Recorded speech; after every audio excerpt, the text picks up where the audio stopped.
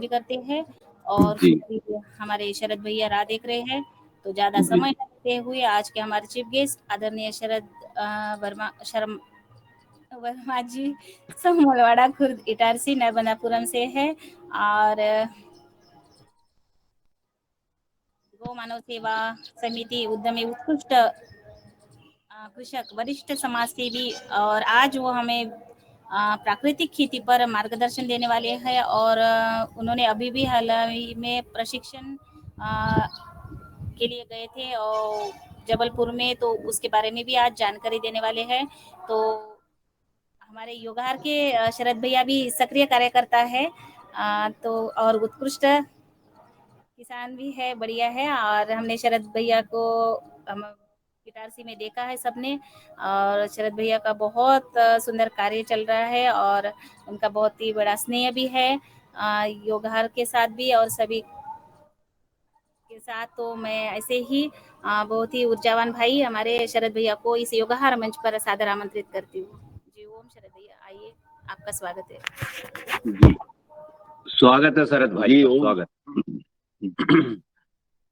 सदन को कोटि कोटि प्रणाम। आज अशोक भैया ने बहुत अच्छा योग कराया और पसीना निकला नहीं, पसीने को बहाया उन्होंने। इतना जबरदस्त उनका योग था, बहुत जबरदस्त कराते हैं अशोक भैया।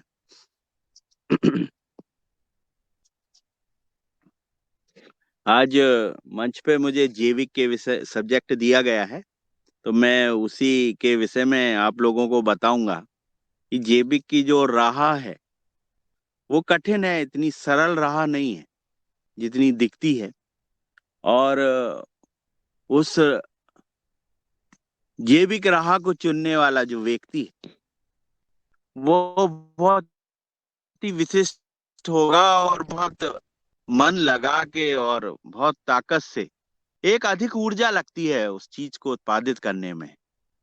मैंने देखा अपने इस जीवन काल में कि जो सबसे ज्यादा प्रॉब्लम आती है वो है कि नाइट्रोजन की पूर्ति नहीं हो पाती। किसी ने दही से बताया, किसी ने कुछ बताया, किसी ने ज्यादा हाई डोज बताए कि बर्मी इतनी ज्यादा डाल दो, लेकिन कहीं उसका सही विकल्प नहीं मिला जो एक विकल्प होना चाहिए।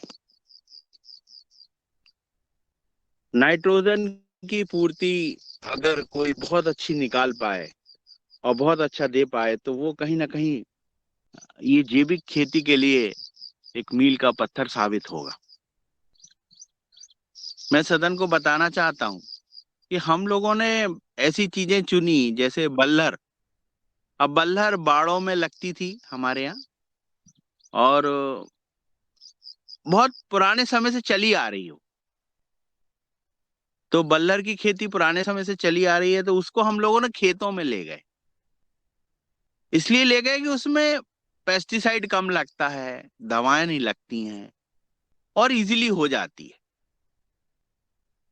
उसमें हमने कुछ खोज की, मेरे पिताजी, क्योंकि सन 70 के एग्रोनॉमिक्स हैं मेरे पिताजी, तो उन्होंने ये निकाला कि ये वैरायटी अगर थोड़ा अर्ली निकल जाए सीजन में और क्षेत्र में पहुंच जाए तो ये पैसा अच्छा दे सकती है। तो जब बल्लर को थोड़ा उन्होंने जो नई पुरानी वैरायटियों को मिक्स करके जब नई वैरायटी बनाई, तो वो वैरायटी इतनी मतलब इतनी ज्यादा अच्छी निकली कि वो आम बल्लरों से पहले निकल जाती है, 1 डेढ़ महीने पहले, और 70 से 80 रुपए किलो स्टार्टिंग में बिकती है।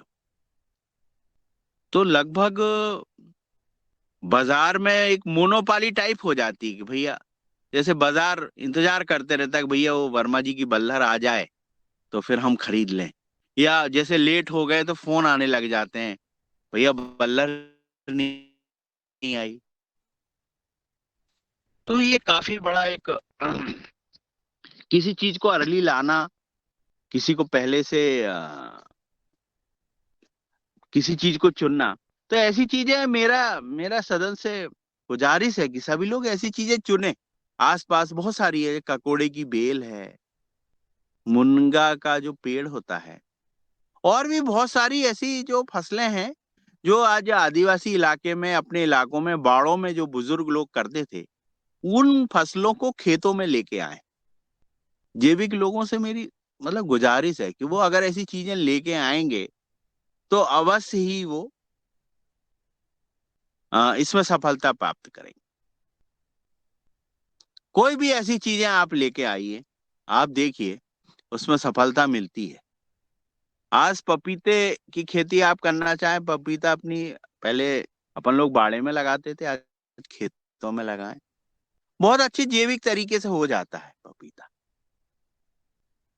आज से 20 साल पुरानी बात मैं बताता हूँ, हमको स्वीटनेस में पपीते में मेरी मम्मी को अवार्ड मिला था।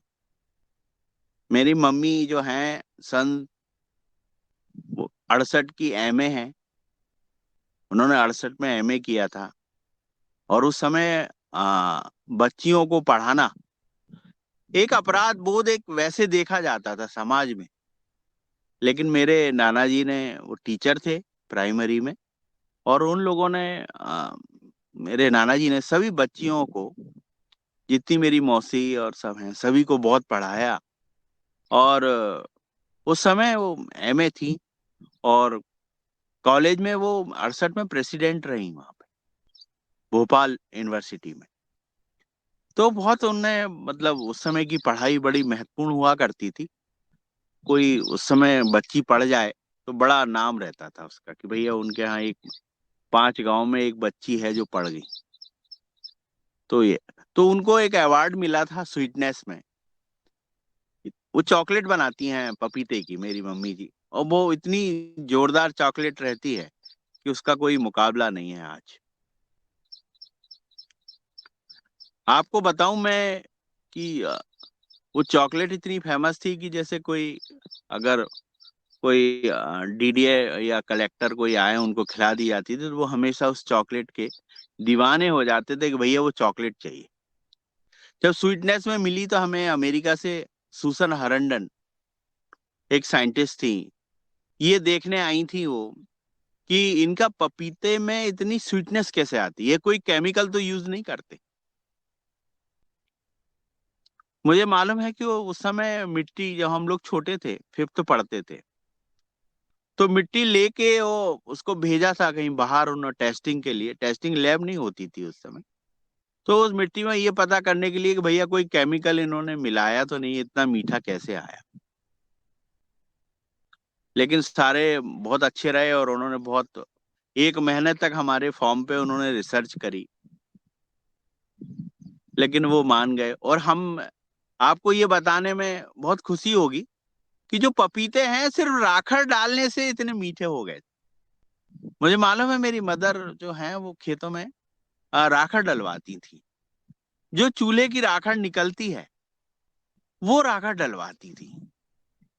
और अधिकतर वो क्या करती थी, जैसे आ, कोई नीम की लकड़ी है, आम की लकड़ी है, ऐसी कुछ विशेष लकड़ियों को जला के जो खाना बनता था, पहले उस समय ऐसा कोई गैस का वो नहीं था, तो उस लकड़ियों की जो राख निकलती थी, वो राख को वो एक सूती कपड़े में लेके, जो सूती कपड़े हैं उनमें लेके ऊपर से नीचे तक प्लांट को राखड़ से ड्रिंच कर देती थी, ऊपर हर पत्तियों पे और नीचे पूरा डाल देती।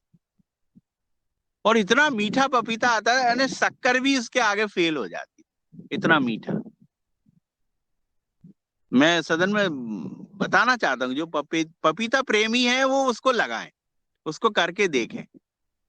तो वो बाद में जैसे मोजक आता है पपीतों में, और लेकिन वो जो नीम की जो राख, जो भभूत बन गई उसके डलने से, या जो आम के लकड़ियां जलने से जो जो भभूत बन के जो डली पेड़ों में, तो उसकी वजह से स्वीटनेस आई, और पेड़ बड़े सुरक्षित होते थे। तो मैं उन्हें देखता था, अधिकतर जैसे बल्लर में माहू लग रही हैं, तो वो हल्के से कपड़े में नीम की पत्ती की राखड़, कोई बहुत मतलब वो नहीं पत्तियों, वो लेके हल्का हल्का डलवा दिए, कभी कोई कीड़ा लगता ही नहीं। कीड़े उतने होते भी नहीं थे उस समय। कहीं मुझे बहुत सारी ट्रेनिंग ली मैंने भी, बचपन से मेरी मदर फादर ने मुझे हर ट्रेनिंग में जरूर भेजा। 10th क्लास से मेरी एग्रीकल्चर की बहुत सारी ट्रेनिंग शुरू हो गई। बहुत सारी ट्रेनिंग ली मैं। महिको में मैंने ट्रेनिंग ली। महिको में हाइब्रिड बीज कैसे तैयार करते हैं। पूना में हम टिश्यू कल्चर लैब में रहे, कैसे प्लांट तैयार करने हैं। ये विद्याएं बहुत सारी सीखी। और अब बचपन जो था वो पेड़ों के नीचे गुजरा। हमारा जन्म ही खेतों में हुआ। खेतों से इतना लगाव हो गया कि खेत खेत के बगैर ऐसा लगता है अधूरे हैं। हमें ये जमीन सुबह बैठने को चाहिए, खेत देखने को चाहिए। हमें इनकी खुशबू चाहिए। मेरे फादर ने इटारसी में, मैं बताऊं आपको, 84 में बहुत अच्छे प्लॉट लिए। आज भी हैं वो प्लॉट। लेकिन कभी शहर के अंदर घर बनाने की इच्छा नहीं हुई। उस चकाचौंध में जाने की कभी इच्छा नहीं हुई। मन कहीं ना कहीं दुखी रहता था, यार शहर में तो नहीं रह पाएंगे हम।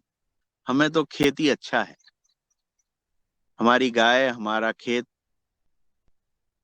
और हम जिन लोगों को काम दे रहे हैं वो लोग सुबह सुबह दिख जाते हैं तो बड़ी तसल्ली मिलती है। आज हम हमारे फार्म में 30 से 35 लोगों को काम दे रहे हैं। आपको बताएं, उनमें बहुत सारे मेरी मदर ने उनकी बच्चियों को पढ़ाया जो पुलिस डिपार्टमेंट में सर्विस कर रही हैं। उनके पिताजी एक पीपा लेके आए थे और आज उनकी बच्ची पुलिस डिपार्टमेंट में करती है। आज वो आती है तो सबसे पहले उसके घर, गांव ना जाके वो मेरी मदर के पास आती हैं और उनके पैर पड़ती हैं। कहीं खुशी मिलती है इस चीजों से और मन बहुत खुश भी होता है।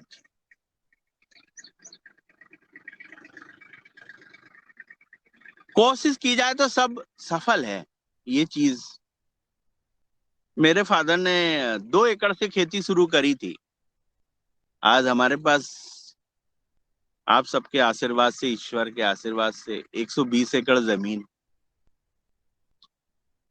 और अब मेरे पिताजी की उम्र 85 वर्ष हो गई है। आज भी वो जीप चलाते हैं। मेरी मदर आज भी खेत पे खड़ी होती हैं और वो भी मीटिंग हमेशा ज्वाइन करते रहते हैं। उन्हें बहुत अच्छा लगता है। मेरे पिताजी भी हमेशा मीटिंग में आ जाते हैं। वो बोलते हैं चलिए आज सुनते हैं आज कौन क्या कह रहा है।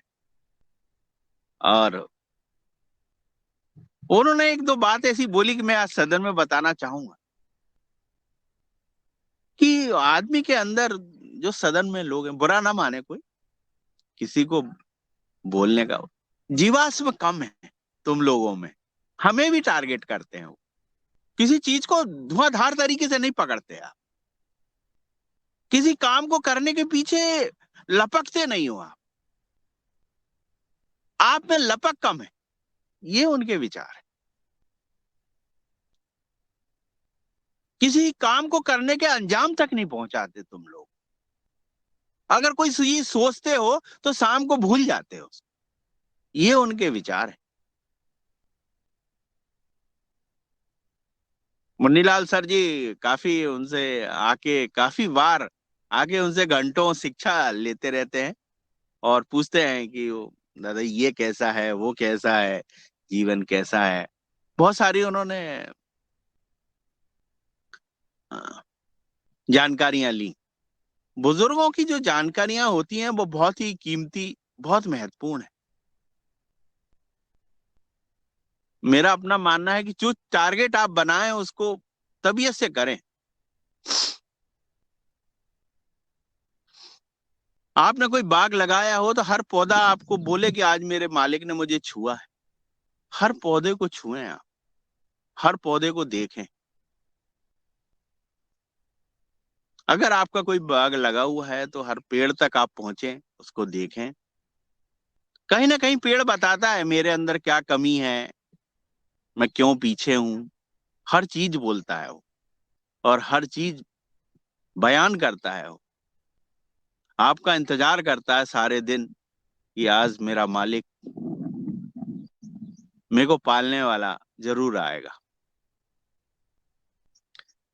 चलिए, ये बहुत मैं अंदर तक ले गया आपको। आपको बताऊं, मैं अभी केवी के जबलपुर में मैंने ट्रेनिंग ली। तो वहाँ जो ट्राइकोडर्मा बहुत दिनों से हमारे रमेश दादू के साथ हम लोग पूना में सर से जुड़े हुए हैं और ट्राइकोडर्मा बनाने लग गए हैं, ये समझ लीजिए। और बहुत अच्छे उसके रिजल्ट्स। उसके अंदर जब हम घुसे, अब हमारे पिताजी ने बोला किसी चीज के पीछे पढ़ते हो तो पढ़ो। तो फिर हमने कहा कि भैया ट्राइकोडर्मा जब बनाना है, बवेरिया बासियाना करना है, तो इसमें ट्रेनिंग से ली जाए इसकी। अभी हमने केबी के बनखेड़ी में दादू के साथ ट्रेनिंग ली थी हम लोगों ने। होशंगाबाद ग्रुप हमारा जब से पतंजलि से जुड़ा है, जब से बहुत सक्रिय हो गया। ये एक पतंजलि का जो योगाहार कार्यक्रम है, एक जैविक पौधा है ये। इसकी जो छाया में अगर कोई आ गया तो शायद वो जैविक नहीं करने से बच नहीं पाए। इसमें ऐसी ऐसी टहनियां हैं इस योगाहार में। दुबे सर, पवन सर, सारे ऐसे लोग हैं बहुत। और वो मजबूत टहनियां हैं इस योगाहार पेड़ की, जिसकी छाया में अगर कोई आ जाए तो वो अपने आप को जैविक से रोक नहीं पाएगा और वो सफलता अवश्य पाए। हर सदस्यों में विशेष गुण है और बहुत सारे जब गुण मिल जाते हैं तो वो प्रसाद बन जाता है। और प्रसाद रूपी जो योगाहार कार्यक्रम चल रहा है, ये भी बहुत किस्मत वाले लोगों को ही मिलता है, मैंने देखा है।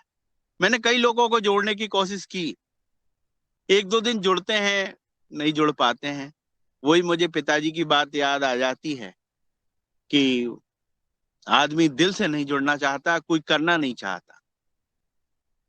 इतनी महत्वपूर्ण जानकारियां इस मंच पे मिल रही हैं और आदमी निशुल्क रूप में भी नहीं लेना चाहता। तो ये तो प्रकृति का सिद्धांत है, मैंने देखा है। आज पानी भरपूर फ्री में मिल रहा है तो आदमी कितना भी पानी ढोल रहा है। हवा फ्री में मिल रही है, सांस ले रहा है। कोरोना में थोड़ी सी हवा रोक दी थी तो पता चल गया था कि भगवान भी क्या चीज होती है और हवा क्या चीज होती है।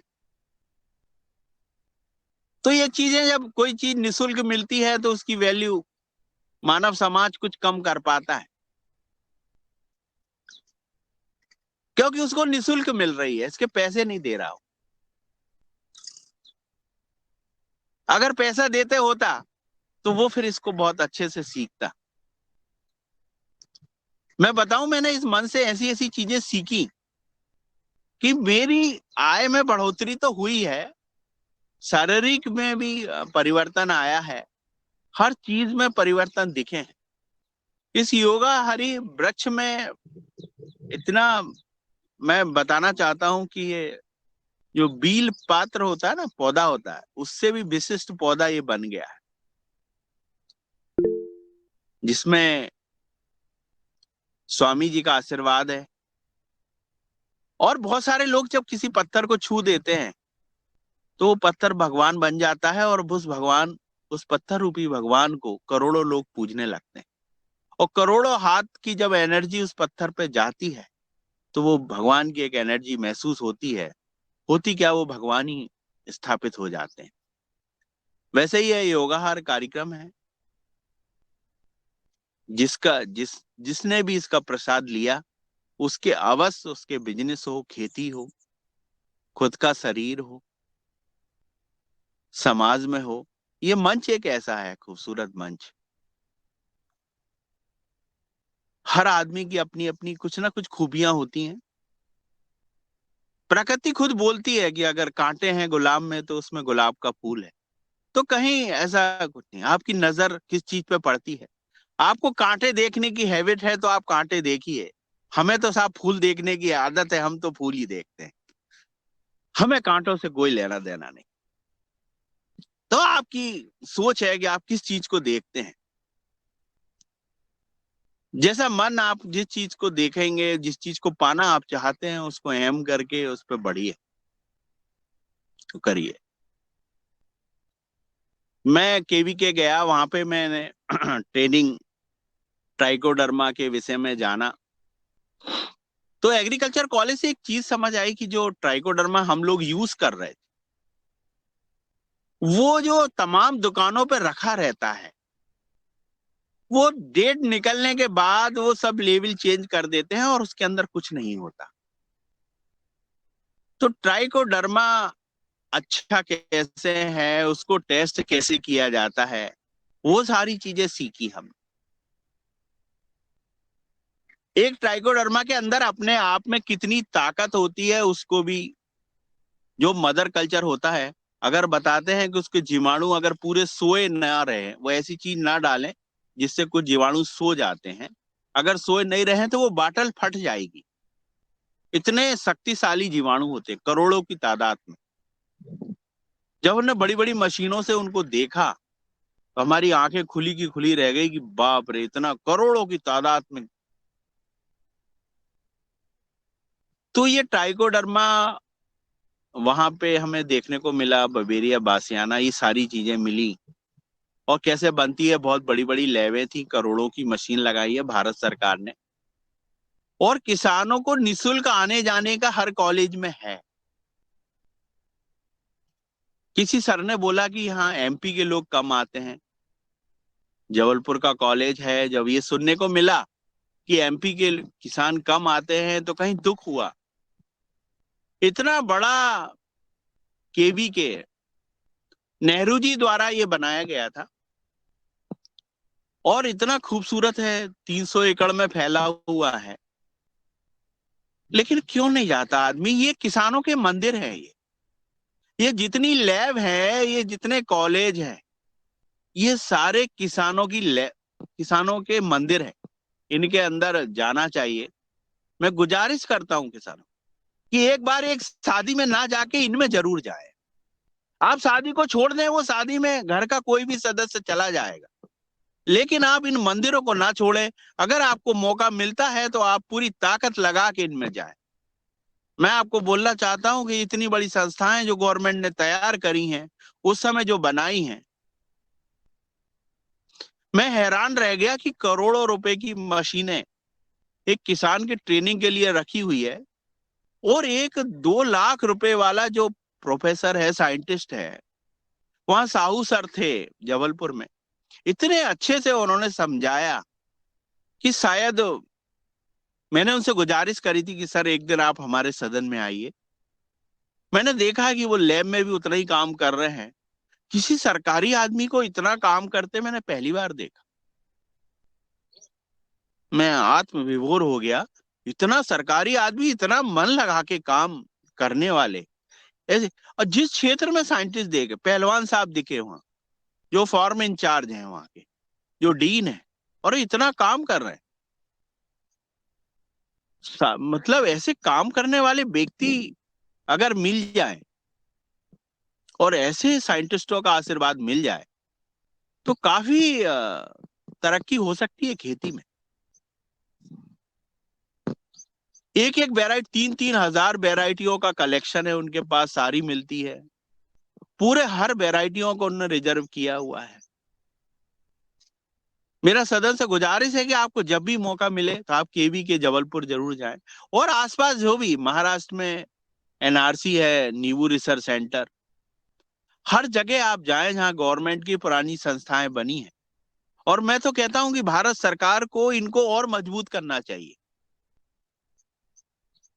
और इनको प्राइवेटीकरण नहीं करके इनको सरकारी रहना चाहिए, जिससे ये जो धरोहर है, जो उस समय के प्रधानमंत्री ने बनाई है, कुछ सोच के बनाया होगा, उनकी सोच के विषय में अगर सोचा जाए तो बहुत कुछ है। उन्होंने इतने बड़े बड़े, मतलब इतने रिसर्च सेंटर बनाए हैं कि किसान की उन्नति रुक नहीं सकती है, और उनके साथ रहने से ऐसा लगता है कि प्रकृति खेती अपन कर सकते हैं।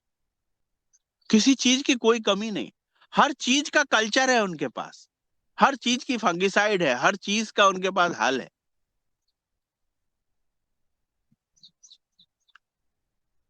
वर्मा जी बार बार जैसे अपने यहाँ बताते हैं कि आप फेरोमोन ट्रैप लगाएं, ये लगाएं। वहां देखा तो पूरी पढ़ाई चल रही है इसके ऊपर, लेकिन किसान क्यों नहीं अडाप्ट कर पा रहा? अपन लोगों के अंदर क्यों नहीं आ पा रही चीज? ये चीजें करनी है। हम भी कमजोर हैं, खुद भी कमजोर हैं। हम ये नहीं कहना चाहते कि हम खुद पूर्ण हैं। हमें करना है, हमें करके दिखाना है। बहुत आगे बढ़ना है खेती में, देश को पूरा आगे ले जाना है। हाँ, पूरे विश्व का प्रतिनिधित्व ये खेती करेगी एक दिन, ऐसा स्वामी जी कहते हैं। और ये होगा, मुझे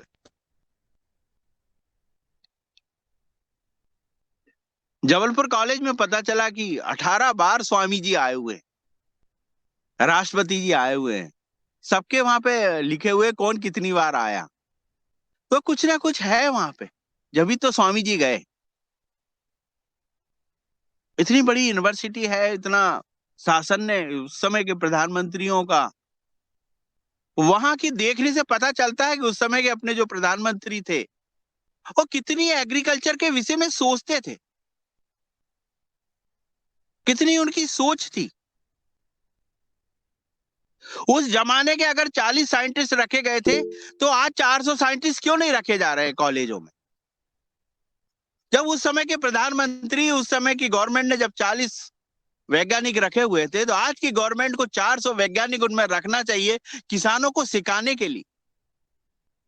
आज उनकी संख्या कम क्यों है कॉलेजों के अंदर। सन 80 में भी एक ही साइंटिस्ट सिखाता था, आज भी एक ही साइंटिस्ट सिखा रहा है। ऐसा क्यों है? क्यों नहीं वहां संख्या बढ़ पा रही है? ये सरकार को सोचना चाहिए। क्यों नहीं किसानों को इधर उधर मेलों के भटका रहे, इससे अच्छा कि केवीके में ले जाए। क्यों नहीं गवर्नमेंट पतंजलि में ले जाके किसानों को दिखाती है कि ये मिट्टी परीक्षण ऐसे होता है, ये ऐसा होता है। जो संस्थाएं, चुनी हुई संस्थाएं हैं, उनमें किसानों को ले जाना चाहिए और किसानों को जाना चाहिए। मुझे तो दोनों तरफ कमजोरी लगती है, ना गवर्नमेंट ले जाती है ना किसान जाना चाहता है। उसको तो बस शादी में जाना है, अगर बढ़िया मिल जाए खाने को तो वो दुनिया छोड़ सकता है, उसे कोई लेना देना नहीं। भैया जी बहुत मत डांटो।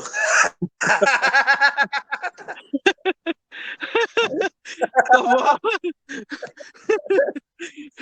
ज्यादा हो गया क्या दादू?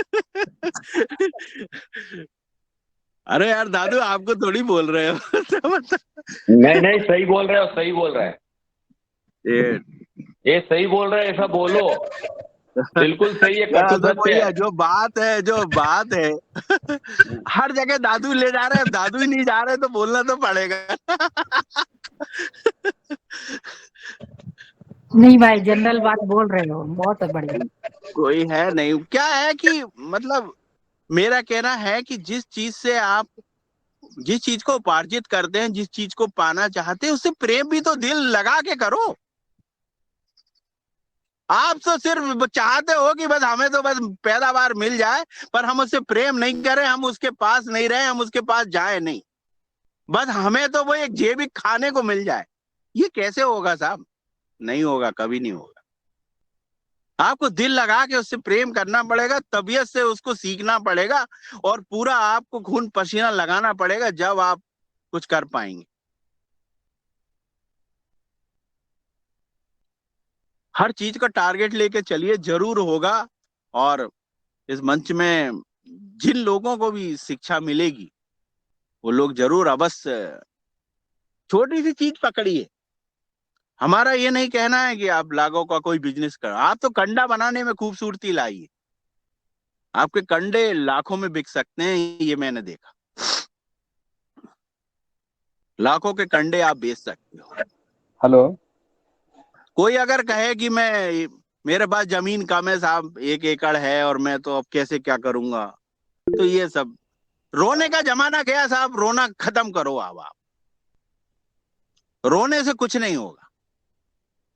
अब आ गया है धुआंधार काम करने का समय। अब आ गया है समय बिल्कुल धुआंधार करने का। हर चीज को पकड़िए और करिए बिल्कुल, और होगा। अगर आपने सोच लिया है, आप दिन में 10 बार बोलिए ये होगा होगा होगा, तो होगा, जरूर होगा। कैसे नहीं होगा?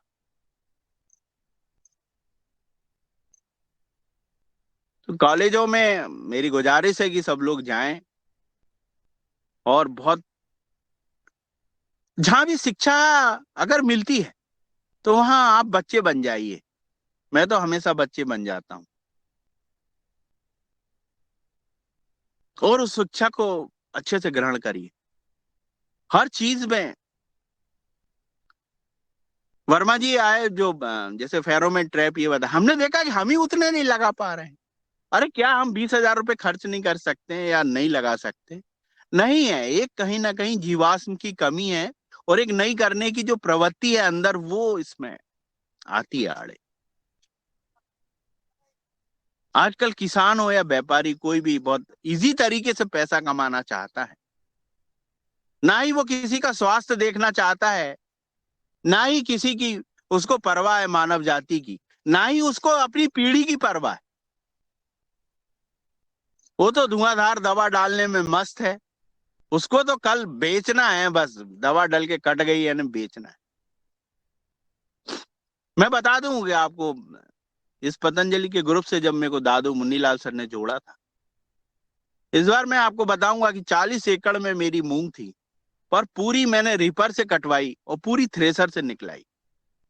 क्योंकि जब जब मंच में हम चिल्ला चिल्ला के जैविक के ऊपर बोल रहे हैं और हम ही दवा डाल के अगर मूंग काटेंगे तो क्या होगा ऐसा? कथा कहने वाला पंडित ही अगर उसके विचार ही शुद्ध नहीं रहेंगे तो वो पंडित क्या काम का?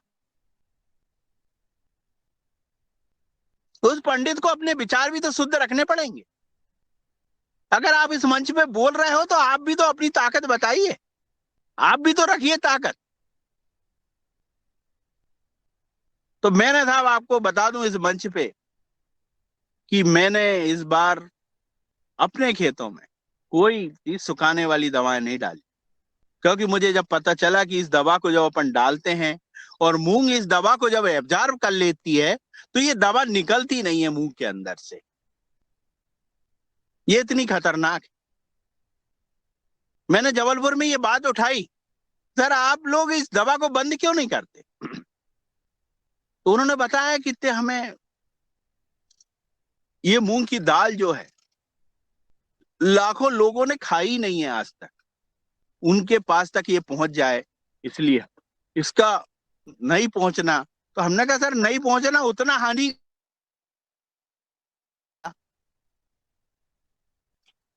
लेकिन किसान की आय बढ़ाना भी बहुत जरूरी।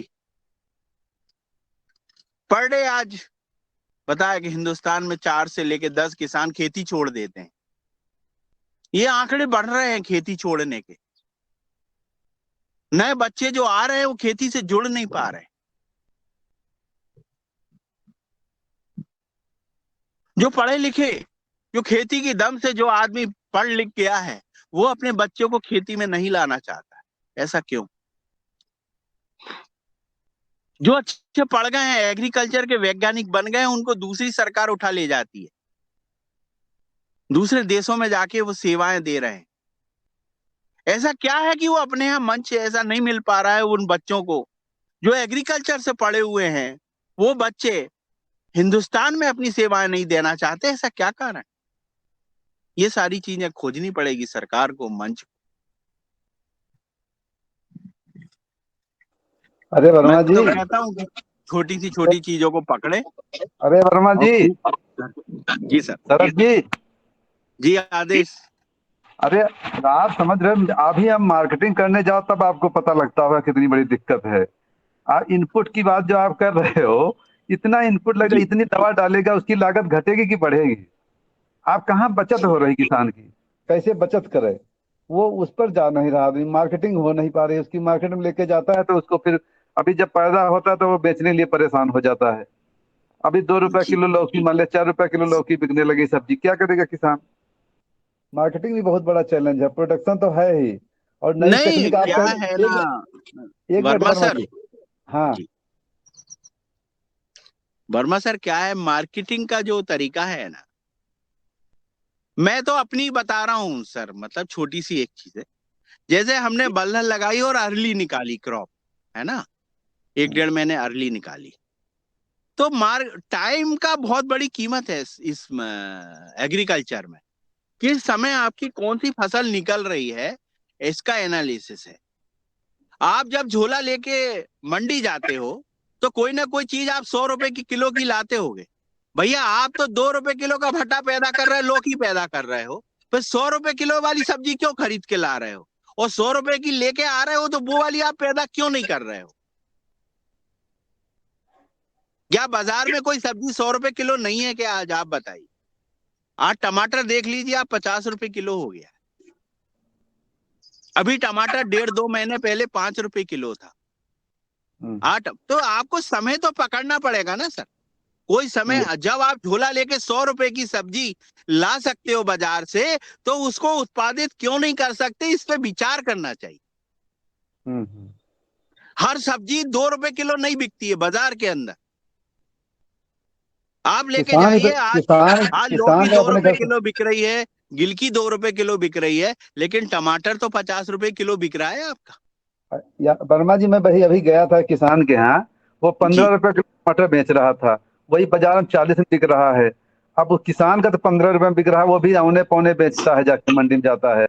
कोई सिस्टम इस टाइप नहीं है कि उसको सही पैसा मिल जाए, वो भी बगैर सर अभी पेस्टिसाइड मैंने वाला ही इस कर। सिलसिले में अभी एक पूना गया था, तो वहां मैंने देखा कि किसानों के लिए बड़े बड़े, मतलब आप ये सोच लिए कि बहुत बड़े बड़े सेट बनाए हुए हैं, जहाँ किसान बैठ के किसान अपने कार्यकर्ताओं से अपनी सब्जी को बेच सकता है। वहां फ्री है। पूना के अंदर बहुत अच्छा मॉडल बनाया है सरकार ने, और बहुत अच्छा, मैं तो सरकार को, महाराष्ट्र गवर्नमेंट में धन्यवाद देना चाहूँ। इतना अच्छा वहां पे पूना में बनाया कि किसान शाम को 4 बजे से लेके और रात तक वहां सब्जी अपनी बेच सकता है, और पूरी लाइटिंग की व्यवस्था, पानी की व्यवस्था, और वो सब्जियां शुद्ध रूप से जो भी पूना के रहवासी हैं उनको मिल रही है, और बहुत अच्छा पैसा कमा रहे हैं। तो किसान भी, हमारे गवर्नमेंट इस ओर काफी काम कर रही है। अभी कमियां तो काफी हैं सर, ये मैं मानता हूं कि सही मार्केटिंग बहुत जरूरी है, लेकिन क्या है, अपने को भी ये सर सोचना पड़ेगा कि कौन सी फसल कब लेनी है। अभी केबीके में हम गए थे, रमेश सर हैं यहाँ पे मंच पे, आप देखिए हम लोग गए थे तो हमने देखा वहां गोभी निकल रही है। अब वो किसान 80 रुपए किलो गोभी बेच रहा है अपने हाथों से, लेकिन उसने गर्मियों में कैसे गोभी निकाली, ये सोचना पड़ेगा। तुमने लौकी लगा ली, 2 रुपए बेच दी। अरे वो किसान, हम गए, आपको बताएं सर, उसने इतनी अच्छी, उसके यहाँ पूरी फेरोमोन ट्रैप लगे हुए थे, पूरी नीली हरी पत्तियां सब लगी हुई थी, और इतनी अच्छी गोभी निकली 80 रुपए किलो। अभी दादू है मंच पे, 80 रुपए किलो, क्योंकि उसने मक्का स्वीट कॉर्न लगाई हुई थी, उसके अंदर लगाया हुआ था गोभी, और इतनी अच्छी गोभी निकल रही थी। आप मानेंगे, वो मॉडल देख के मतलब हम सीखे, हम इतने साल से हैं, हमें लगा कि ये चीज हमें सीखने वाली, और वो 80 रुपए किलो गोभी अपने हाथों से बहुत अच्छे तरीके से बेच रहा। वो परवल बेच रहा, परवल इतना अच्छा निकल रहा उसका, बहुत बड़े, और खेती कितनी उसके बाद, बहुत ज्यादा नहीं, 4 एकड़ खेती। लेकिन पूरा पूरा सर, मैं बताऊं आपको, पूरा फेरोमोन ट्रैप और इनसे सुसज्जित खेत था उसका, सारे तरफ लगे हुए थे, ग्रीन हरी पत्ती लगी हुई, सारा बवेरिया बासियाना, उसके यहाँ बर्मी कल्चर, और तो तबीयत से कर रहा था। किसान को तबीयत से करने वाली ताकत की जरूरत है सर। ऐसा नहीं है उसको पास कि पैसा कम है तो वो फेरोमोन ट्रैप नहीं लगा सकता है, लगा सकता है वो, लेकिन उसके अंदर का जो एक जुनून है वो जागता नहीं है, इसलिए नहीं लगा पा रहा है। अरे 2000 रुपए लीटर की दवा ला सकता है, तो 500 रुपए का फेरोमोन ट्रैप क्यों नहीं लगा सकता हो? लेकिन अंदर उसके जो आत्मा है, उसके अंदर जो है, वो करने की शक्ति नहीं है उसके अंदर।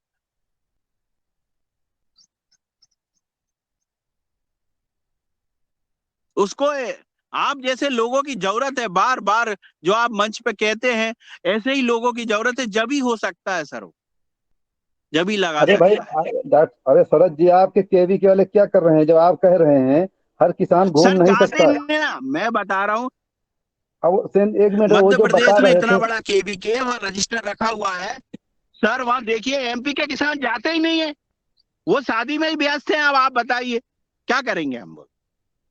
3 दिन का प्रशिक्षण रखा है, पता चला कर्नाटका से किसान आया है एमपी में, आपका उड़ीसा से आया हुआ है, लेकिन एमपी का किसान है ही नहीं वहां, यूपी का किसान है ही नहीं। इतने बड़ा केबीके ने अंतरराष्ट्रीय कार्यक्रम करा और उसमें किसान ही नहीं।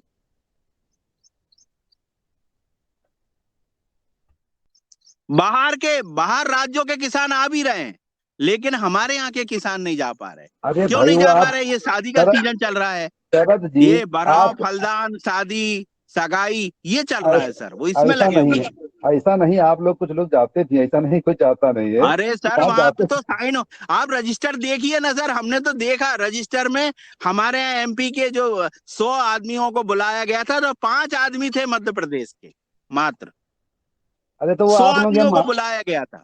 अरे भाई उनका काम है, एक मिनट बताऊं, मैं केबी के लोग जानता हूँ, केबी का अरे बस काम। सर आए तो सर, आप कोई कार्यक्रम कर रहे हैं तो आपके कार्यक्रम में कोई आए तो जब तो सीखेगा, जब आया ही नहीं बताइए आप। जब देखिए उसके अगर मतलब का होगा तो आदमी जाता, दवा लेने जाता, उसको मतलब समझ में आए वो जाता है। अगर उसको उसकी कोई मतलब चीज होगा तो फिर अपने आप जाने लगेगा आदमी, ऐसा नहीं है। और टेंशन कर रहे हैं वो लोग, सुनिए इतना वो महिमा मंडन कर रहे थे, इतना जैसे इतना इजी बताते इजी, वो टेक्निक फिर क्यों नहीं ट्रांसफर हो पा रही उनकी? नहीं सर, वो क्या है, करने की शक्ति भी कम हो गई सर। पहले के नहीं नहीं हम किसान बता, पहले जो केबी की करते वाले थे उतनी ताकत थी, आज के किसानों में अंदर से ताकत कम है सर, लगा वो नहीं पा रहे हैं। वो हमसे कोई ही कमी पूछते नहीं है करते। सर पैसों की, किसी भी किसान के पास कोई पैसों की कमी नहीं है। आज गांव में आप देख लो, जहां 100 साइकिलें होती थी वहां 100 कारें घूम रही हैं, साइकिल है ही नहीं, साइकिल खत्म हो गई। इससे क्या किसान का स्तर आपको ऊंचा नहीं लगता, नीचा हो गया? जहां साइकिल हमारे गांव में 200 थी, एक भी नहीं है, 200 कार खड़ी है। हम्म, जो कार में पेट्रोल वाली कारें हैं, जिसमें पेट्रोल डाल रहा है, वो क्या फेरोमोन ट्रैप नहीं लगा सकता क्या? आप बताइए। हम्म। जब नहीं उससे करोड़ों की कारों में वो घूम रहा है, लाखों की, तो उसको क्या है, इसमें क्या कमी है? समस्या, एक में समस्या अलग है, उसकी उपलब्धता नहीं, लोगों को जानकारी नहीं है। वो जब जान जाएंगे सब लगाए, जैसे अब आप जान गए, फिर वो बाजार में मिलता नहीं, कोई दुकान वाला रखना नहीं चाहता, ये बड़ी समस्या। उसको सर सही हम सामान की उपलब्ध, हाँ उपलब्धता नहीं, मैं बता रहा हूँ, मैं देखा हूँ, उसको पता सामान पता है, वो मिल ही नहीं रहा वहाँ। अब ऑनलाइन सर हमारे हमारे इधर मैं बता दूं आपको, मैं हमारे यहाँ का बोल रहा हूँ सर, मैं और कहीं तो नहीं। हमारे यहाँ गांव में जो साइकिलें होती थी, जो घरों का स्टैंडर्ड होता था, आज हमारे यहाँ गवर्नमेंट की दया से और आदमी के सारे लेंटर वाले मकान हो गए, कबीलू वाले तो हट ही गए गांव में, आपको बताएं। सारे घरों में आप पटेल साहब से पूछ लो, ऐसी ऐसी कारें गाड़ी खड़ी है कि जो शहरों में नहीं होगी, वो गाड़ियां घरों में खड़ी है। लेकिन अगर आप देख लोगे सर, तो वो कार लेके दूध का पैकेट लेने शहर की तरफ जा रहा है सुबह। ये क्या चीज है सर, ये बताओ आप मुझे। क्यों जा रहा है वो कार से शहर की तरफ दूध का पैकेट लेने? उसके पास खेत की कोई कमी नहीं है, उसके बाद घर में गाड़ी है, उसके बाद क्या वो एक गाय नहीं पाल सकता? लेकिन वो गाड़ी सुबह उठा के और वो पैकेट लेने जा रहा है। ये उसकी मनोअवस्था बताती है, आप देखिए। उसको आगे वाली पीढ़ियों से कोई लेना देना नहीं है सर, आजकल वो अपनी जिंदगी में जी रहा है, ड्रिंक विथ मैरी वाले काम में जी रहा है वो, बस। अब शुद्ध खा ले, यही बहुत बड़ी चीज है। अब आप वो तो हर अरे आदमी उसी सर को, खुद उसको खुद का आप बताइए, जिसके घर में कार है वो जाके दूध ला रहा है वहां से और वो लाके चाय बना रहा है, उस आदमी की हालत देखिए आप। हालत वैसे खराब होगी उनकी, अच्छी नहीं होगी, आप जान लें। तो सर वो ये है खाली ना सर, तो वो ये लोग जाते नहीं, इनको यही नहीं मालूम कि हमारा, इनको क्या है सर, स्लो पॉइजन कहाँ शरीर में इकट्ठा हो रहा है यही नहीं मालूम है, कहाँ किडनी लीवर में धीरे धीरे कहाँ फैटी लीवर हो रहा है, इनको आइडिया नहीं है। ये तो जिस दिन बीमार होते हैं ना सर, उस दिन इनको याद आता, अरे भैया 5-10 लाख भेज देना यार, मैं नागपुर जा रहा हूँ। क्यों भैया, क्या हो गया? अरे वो ये किडनी काम नहीं कर रही। अरे तो भैया अब तुमने शुरू से आज तक कभी देखा नहीं कि वो किडनी का क्या तुमने? अब सर इनने खूब पन्नी का दूध पिया। अभी हमने केवीके में सर एक पन्नी का प्रशिक्षण दिया कि हम एक गिलास में ठंडा पानी पीते हैं, तो उसमें भी जो प्लास्टिक के गिलास में हम पानी पीते हैं, तो उसमें भी प्लास्टिक अपने शरीर में जाता है। गर्म पानी में तो जाता ही है, चाय में जो पन्नी भर के ले जाते हैं उसमें तो प्लास्टिक शरीर में जा रही है, और वो जाके सर आपके लीवर में जाके इकट्ठा हो रहा है। आदमी सोचता है अरे गाय पन्नी खा रही है तो गाय के पेट में इतना नुकसान है, वो तो दूर की बात है। अरे खुद का तो इंतजार, खुद का तो देखो। तुम जो सुबह से शाम तक तुमने 10 बार अगर प्लास्टिक का यूज किया है, तो 10 बार प्लास्टिक आपके पेट के अंदर जाके स्टोर हुआ है। सर वहां जब हमने लेक्चर सुने तो हमारी आंखें खुली रह गई। इन्हें एक ठंडा पानी भी अगर हम प्लास्टिक के गिलास में पी रहे हैं तो वो प्लास्टिक जाके आपके लीवर में जमा हो रहा है सर, आपकी किडनी इफेक्ट कर रहा है वो प्लास्टिक का कप और वो पन्नी भरी हुई चाय जिसमें अपन 5 कप, उन्होंने कहा भैया पन्नी में भर दो, और वो कप दे देता है सर प्लास्टिक का। इतना पाइजेबल है कि ये जो खेत में जहर डल रहा वो कहीं नहीं लगता, उससे ज्यादा जहरीली है वो प्लास्टिक में चाय पीना। तो कौन कम कर रहा है? हर आदमी जाता सब्जी लेके जाता, वहाँ थैली में लेके आता है। जब तो सुधारने सर ये जो ये प्लास्टिक सिस्टम की समस्या हो गई है भाई। आज ये बिल्कुल सही बोल रहे हो आप, बिल्कुल एकदम सही पॉइंट बोला आपने कि सिस्टम नीचे से लेकर ऊपर तक सब चौपट हो गया, और इसके लिए हाँ मेहनत बहुत करने की जरूरत है। हर किसी को जागरूक होने की और मेहनत करने की जरूरत है इस पे। बिल्कुल, बहुत जागरूकता चाहिए, बहुत शरद बहुत जी, सर, इतनी जागरूक, शरद मतलब जी, इतना कमजोर अपन लोग होते जा रहे हैं अपने आप में। शरद जी, एक मिनट। बहुत सर लोग बात बहुत करते हैं, काम कोई जी नहीं कर रहा। अपने खाने भर का लोग नहीं पैदा कर रहे सर, हैं, वही बताओ। बात तो आ गई ना सर, यही तो हाँ, बोल रहे हैं सर कि तो जितने जीवाश्म कम है सर करने का, हाँ, यही तो बता रहे हैं सर। अब जितने लोग हैं, जो जितने लोग बात कर रहे हैं वही करते रहे। मैं तो कल एक प्राकृतिक खेती वाले के यहाँ गया था। वो मैं क्या बताऊं वो कितना कर रहा, इतना महिमा मंडन कर रहा था। मैं कहा तुम अपने लिए नहीं खा पा रहे, दूसरे की बात कर रहे हो यार। चुप हो गया। यही, और बहुत बोलता, भाषण देता, जहां जहां जाए हर मंच पे भाषण देता था। मैं पहुंच गया एकदम से। अब उसके बाद कोई सर जवाब नहीं पूछ रहा था। ये तो मैं दशा है। यही तो बोला सर बोला कि मंच पे जो पंडित बन रहे हैं वो पहले खुद तो पंडित बने। हाँ, पता चला पंडित बन गए आप और आपके अंदर ही नहीं है भावना पंडित बनने की। और जो लोग यही ट्रेनिंग दे कहना रहे हैं है वो सर। खुद नहीं कभी करते हैं। मैं बताता हूँ, दूसरे खूब प्रवचन देते हैं, सर तो क्या पहुंच जाओ सर कुछ नहीं। ये तो दशा है। वो ट्रेनिंग दे जिनको कुछ खुद नहीं पता है। ये व्यवहारिक नॉलेज खुद नहीं, दूसरे ट्रेनिंग देते घूम रहे हैं। सर यही सब समस्या है। सब दिखावे पे चला गया है पूरा समाज भैया, दिखावे पे जा रहे हैं। अंदर से मजबूत होने में बहुत ताकत लगानी पड़ती है, आवश्यकता उसी बात की है। बहन जी जी। आज कोई पूरा खाना खा कुछ ले हैंड अच्छे रेस से। हो रहा है सर, कुछ हाँ, जी हैंड रेस है तो सर कुछ जी शरद भैया, कुछ हैंड रेस है सर अभी शरद जी। भैया अभी हैंड राइज तो बहुत है, मगर अभी सबसे पहले हम आदरणीय पवन कुमार सर को ही आमंत्रित करेंगे, फिर सवाल लेंगे क्योंकि समय बहुत हो गया। जी सर। पवन कुमार सर का स्वागत है सर जी। वो जी नमस्ते सभी को। बहुत सुंदर आज की वार्ता और अनुभव का आदान प्रदान। शरद जी को प्रणाम, आज के हमारे योग शिक्षक अशोक जी को प्रणाम। इतना सुंदर आज का सत्र हमारा रहा। और शरद जी के पिताजी को भी प्रणाम, क्योंकि उन्होंने जो बात बताई है वही सबसे गूढ़ है, वही सबसे महत्वपूर्ण है। अगर वही चीज अगर सब लोग करने लग जाए तो कोई, ये जो जितनी भी समस्याएं हैं इसका समाधान भी हमारा, काफी सारी चीजों का समाधान भी उन्हीं बातों में छुपा हुआ है जिन्होंने हमारे कार्यक्रम में आकर के बहुत क्षणिक रूप से ये सब चीजों को देखा है और सबको परख भी लिया है। उन्होंने सबके अंदर जाकर के देख लिया है कि कौन कैसा है, कहाँ पर कैसे हो रहा है, कितना हम लोग प्रयास कर पा रहे हैं, कितना हम जुझारूपन से आगे काम कर पा रहे हैं, नहीं कर पा रहे हैं। तो उनकी परख को भी बहुत प्रणाम करते हुए बहुत सुंदर आज की हमारी जो वार्ता रही है और जो अनुभव का आदान प्रदान रहा है। और मुझे लगता है कि हमें चीजों को अंजाम तक ले जाने की जो कमी है, उस फासले को तय करने के लिए क्या करना चाहिए, इस पर भी हमें विचार करना चाहिए कि ये शुरुआत हो गई, हमने बात बोल भी दी, लेकिन वो अंजाम तक प्रैक्टिकली पहुंची कि नहीं पहुंची, उसमें कितना प्रयास किया गया, कितना प्रयास से वो चीजें सफलता की तरफ, सफलता की वो रेखा को उसने पार किया कि नहीं किया। तो ये सब अनुभव के हमारे सबके अलग अलग क्षेत्रों में अनुभव हैं।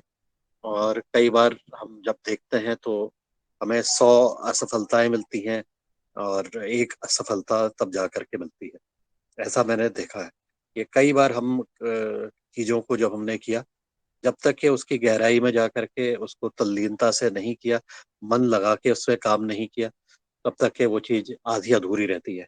अगर हो भी गई फिर वो टिकाऊ नहीं हो पाती। तो चल हमने एक मंजिल पार कर ली, लेकिन क्या वो टिकाऊ रही? तो ये भी हमने देखा कि नहीं, ऐसा नहीं रहता है अगर उसमें लगातार प्रयास नहीं किए गए और एक बार चीज को पहुंचने के बाद भी उसमें लगातार कुछ न कुछ नयापन लाने की जरूरत पड़ती है। नहीं तो ऐसा होता है कि पुरानी टहनी सूख जाती है और वो टहनी को फिर हमें कटाई चटाई करनी होती है, उसका मेंटेनेंस तो करना ही पड़ता है। और इसी प्रकार से हमारी खेती के भी जो बातें आपने बताई, तो हमें अपने पौधों की भी उनके साथ जो संवाद करना है। अभी तो हम संवाद अपने आप से करते हैं, एक दूसरे मनुष्य से करते हैं, लेकिन संवाद अगर हम अपने पेड़ पौधों से करें, उनको एक बार आई लव यू ही कह दें, चलते चलते ही कह दें, मुझे लगता है कि उससे भी बहुत फर्क पड़ जाता है। क्योंकि जान उस पर भी है, जान को साथ साथ उसको हम जरा सी उसको अच्छी तरह से उसको एक बच्चे की तरफ माने, अपना बच्चा माने, दूसरे का बच्चा भी नहीं माने, अपना बच्चा माने। हमारे घर में जितने भी पौधे हैं, जितने भी ऐसे प्राणी हैं जिससे हमें कुछ ना कुछ मिल रहा है, उनके साथ जो जो जीव के रूप में है, उनको अपना मानते हुए उनके साथ प्रेम के साथ रहे, तो मुझे लगता है इसका मूल भी यही है। तो आज की वार्ता को बहुत अच्छे तरह से एक रूप देने के लिए और प्रशिक्षण कार्यक्रमों के ऊपर भी बहुत सारी चीजों को बताने के लिए, और इसको हम आगे कैसे अच्छा कर सकते हैं, इसके ऊपर भी हम हो सकता है कि आने वाले समय पर बातचीत करेंगे। तो बहुत सुंदर आज के व्याख्यान के लिए शरद जी को बहुत सुंदर, और आपके पिताजी को भी बहुत बहुत प्रणाम। नमस्कार, धन्यवाद। जी बहुत बहुत धन्यवाद सर। आदरणीय डॉक्टर किशोर दुबे सर ने हैंड राइज किया है। सर आपका स्वागत है। धन्यवाद बहन जी। आज की चर्चा बहुत अच्छी रही और उसका निचोड़